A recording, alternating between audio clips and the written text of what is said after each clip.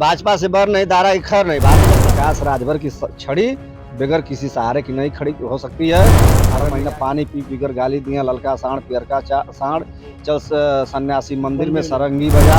माननीय अमित शाह को जब तक मैं गुजरात में भेज लूंगा तब तक असल माँ बाप के औलाद नहीं। इसका मतलब कि अब इनका डीएनए टेस्ट कराना पड़ेगा, असली माँ बाप के औलाद नहीं है। मुख्तार अंसारी के लड़के को विधायक बना दिए, अब्बास अंसारी को, इनका रिश्तेदार था, नहीं लड़ा है। बाप बेटा की अब पार्टी बनकर रह चुकी है, इनको मोतियाबिंद हो गया है। इनके घोसी विधानसभा में है जहां उपचुनाव होने हैं और पूरी पार्टी मन लगा ली है कि इस बार किसी न किसी दम पर हम अपने प्रत्याशी को जिता देंगे। लेकिन ये मामला शुरू कैसे हुआ आपको पहले बता देते हैं। जब सपा से सन 2022 में चुनाव लड़ करके दारा सिंह चौहान जी यहाँ के विधायक बने थे, फिर अचानक बीच में क्या होता है कि सपा पार्टी को छोड़ करके बीजेपी में शामिल हो जाते हैं। आज फिर से बीजेपी के साथ चुनाव लड़ने के लिए आ चुके हैं। इनके लिए इनके खिलाफ बहुत सारे लोग आए हैं। आइए लोगों से बात करते हैं और साथ ही हम जानने का प्रयास करेंगे कि हमारे साथ एसएसपी के राष्ट्रीय महासचिव जी हैं, इनसे हम बात करेंगे कि क्या फायदा होगा, क्या नुकसान होगा, क्योंकि ये जो विधानसभा है कहीं न कहीं बहुत ही इस समय जो मुद्दा है बहुत ही गंभीर माना जा रहा है। आने वाले समय में 24 में चुनाव है। भाजपा के नेता यानी ओम प्रकाश राजभर जी मिल करके चुनाव लड़े थे यहाँ पे। सपा के विधायक बने दारा सिंह चौहान जी, अब बीजेपी से चुनाव लड़ रहे हैं, उपचुनाव हो रहा है, क्या होगा उनका? ऐसा है, देखिए घोसी की जनता इस बार निर्णय अपना मन बना चुकी है। बाहरी बनाम भीतरी की लड़ाई इस बार चलेगी। जो भी कैंडिडेट जीतेगा इस कॉन्स्टिट्यूंसी का, इस उपचुनाव का जो विधानसभा क्षेत्र है इसके अंदर का जो रहेगा वह चुनाव को फाइट करेगा और जीत कर जाएगा। क्योंकि घोसी की जनता कई दशक से बाहरियों को जिताते जिताते थक चुकी है। कोई विकास, कोई कार्य यहाँ नहीं होता है। यहाँ का लोकल रहेगा तो यहीं सोएगा तो जानेगा कब प्राथमिक विद्यालय खुला है, कब स्वास्थ्य सामुदायिक केंद्र खुला है, कब खाद बट रही है किसानों को, कौन अधिकारी आया, कौन गया, विद्युत कब आई, कब गई, चली गई। तो इस तरह से इस बार औचक यहाँ पर चुनाव आपको देखने को मिलेगा और लोकल ही यहाँ से चुनाव जीतेगा, चाहे कितना भी कोई ताकत लगा दे। यदि भारतीय जनता पार्टी चुनाव लड़ती है तो बहुत लंबा अंतराल से यहाँ लोकल प्रत्याशी भारतीय जनता पार्टी को हराएगा। लेकिन जब सरकार लड़ने लगेगी, शासन लड़ने लगेगा, डीएम लड़ने लगेगा, सीओ लड़ेगा, इंस्पेक्टर लड़ेगा, उनकी एलआईओ लड़ेगी, तभी डैमेज कंट्रोल हो सकता है। अन्यथा लोकतंत्र की जो हत्या न यहाँ हो तो भारतीय जनता पार्टी को यहाँ मुंह खानी पड़ेगी। क्योंकि बहुत आक्रोश है। अभी देखे होंगे अमिला में लग गया बैनर की भारतीय जनता पार्टी से बैर नहीं, दारा चौहान की खैर नहीं। लेकिन हम आपको बता दें कि राजभरों का यहाँ पे वोट अच्छा माना जाता है और सुभाषपा के जो लीडर हैं, अध्यक्ष है, राष्ट्रीय अध्यक्ष है, उनके साथ गठबंधन में है और आप कह रहे हैं कि कहीं न कहीं मुंह खानी पड़ेगी। देखिए 2017 में ओम प्रकाश राजभर ने भारतीय जनता पार्टी से गठबंधन किया। टोटल सीट को इन्होंने बेच दिया, एक भी राजभर को चुनाव नहीं लड़ा है। बाप बेटा की यह पार्टी बनकर रह चुकी है, इनको मोतियाबिंद हो गया है। इनके मोतियाबिंद का ऑपरेशन करने के लिए 10 महीने से जो पार्टी रन कर रही है, सुहलदेव स्वाभिमान पार्टी की नीतियों से लोग प्रभावित होकर सुहलदेव स्वाभिमान पार्टी को 2024 और 27 हमको भी समाज देखना चाहता है। डॉक्टर राम मनोहर लोहिया ने कहा था जिंदा कौम 5 साल ही इंतजार करती है। राजभर समाज ने कई साल इंतजार किया। टाली टट्टर से माँ बहनों बेटियों ने लाद कर इनकी रैली को सफल बनाया और सफल मूड़ी गिना कर यह दोबारा गठबंधन समाजवादी पार्टी से किए और समाजवादी पार्टी से कर 18 सीट में 10 सीट बड़ी चालाकी से अनुसूचित सीट लिए और 8 सीट पर जो सम्मान लिए बाप पुत लड़े। बाकी सारी सीटें इन्होंने बेच दिया, एक भी कार्यकर्ता को न लड़ाया। चाहे जखनिया की सीट रही हो, चाहे बेलथरा की सीट रही हो, चाहे जौनपुर में जाफराबाद की सीट रही हो, चाहे बस्ती में महादेवा की सीट रही हो, मतलब जितनी सीटें थी। ये मुख्तार अंसारी के लड़के को विधायक बना दिए, अब्बास अंसारी को, इनका रिश्तेदार था। कितने दिन पार्टी में इनका वर्कर था, कितना बार उसने जय सुहलदेव का नारा लगाया था, कई बार वो पार्टी का टाट बिछाया था, कुछ नहीं।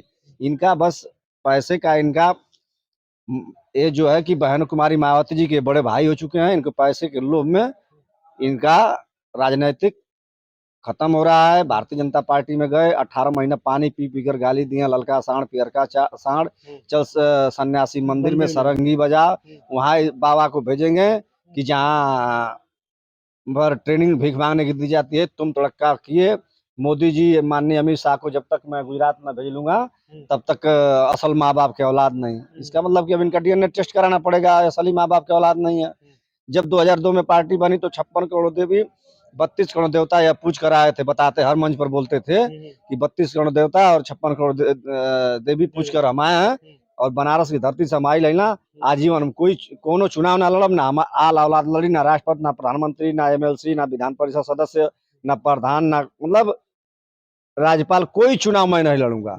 अपनी माँ की कसम खाए, अपने बाप की कसम खाए, अपने आराध्य देवता जो हम लोग के हैं राष्ट्र नायक महाराज सुहेलदेव राजभर की कसम खाए। फिर एक पूरी कसम को इन्होंने तोड़कर इनकी औरत भी चुनाव लड़ी, ये भी लड़े, इनका बेटा 2-2 बार लड़ा। किसी ज्योतिषी से दिखाते हैं इनके बेटाओं को राजयोग नहीं है। वो तो भारतीय जनता पार्टी की वजह से एक बार ये विधायक हो गए, मंत्री बन गए, समाजवादी पार्टी की वजह से एक बार ये विधायक बन गए। ओम प्रकाश राजभर की छड़ी बगैर किसी सहारे की नहीं खड़ी हो सकती है। नगर निकाय राजभर उनके साथ नहीं जाएंगे। उनका कहना है कि राजभरों के लिए हमने तो एसटी में उनका जो है कि जो पत्र है एसटी में करवाने की कोशिश में है, और आप लग रहा है कि अरे वो एसटी हो क्या जाएगा। एसटी में करवाने की कोशिश में है। गए थे जागो राजभर जागो समिति है, बनारस के बनाया है, उस समिति में मैं भी हूँ। समिति के लोग चंदा लगा लगा कर हाई कोर्ट में रिट आज क्या दाखिल किए। हाई कोर्ट से समाज कल्याण को आया कि आप तुरंत इनका प्रस्ताव बनाकर एसटी का केंद्र गवर्नमेंट को भेजिए। धूर पूछ कर भंडारी हो रहे हैं। ये आए ना सामने बहस कर ले, इनके अंदर हिम्मत है। तीनों बाप बेटा बैठे, मैं अकेले बैठूंगा और हमसे बहस कर ले हर एक मुद्दे पर।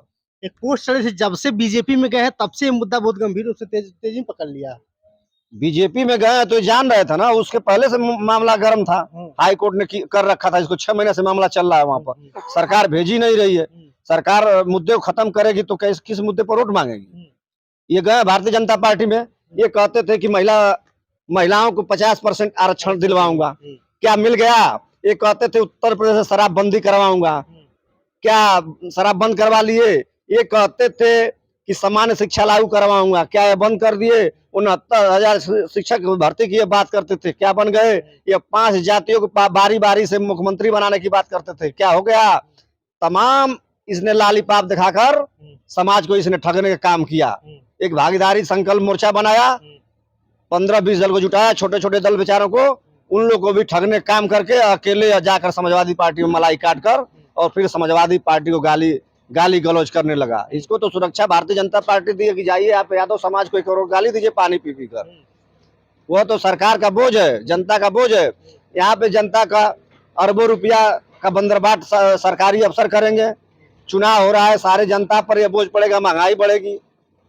ये लोग ना महंगाई बात कर रहे हैं, ना भ्रष्टाचार में बात कर रहे हैं, ना किसी मुद्दे पर। टमाटर का दाम कहाँ गया, पेट्रोल कहाँ चला गया, गैस सिलेंडर कहाँ चला गया, 1 करोड़ का रोजगार कहाँ गया, 15 लाख कहाँ गया, सब तो उठाकर बेच रहे हैं।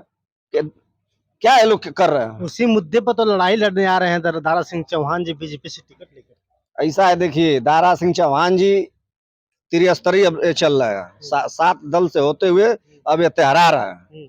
ठीक है, इस बार सुने हैं ना कि भाजपा से बर नहीं, दारा की खैर नहीं। भारतीय जनता पार्टी के बड़े बड़े वर्कर, कार्यकर्ता, नेता लगा रहे हैं इस चीज को। कहते हैं कि सारे गुंडे हमारे दरबारी, सारे माफिया से हमारा संबंध है, रिश्ता है। भगवान भी आकर कहेंगे तो मैं भारतीय जनता पार्टी में नहीं जाऊंगा। सुने हैं कि नहीं आप एंकर से कह रहे हैं? बताइए, भगवान को भी इसने धोखा दे रहा है। तो यह बिन पेदी का लोटा है और ओम प्रकाश राजभर जिसे राजभर समाज थक चुका है। अब समाज निर्णय ले चुका है, सुहेलदेव स्वाभिमान पार्टी की नीतियों को समझ चुका है। अब सुहेलदेव स्वाभिमान पार्टी को समय देगा। हम लोग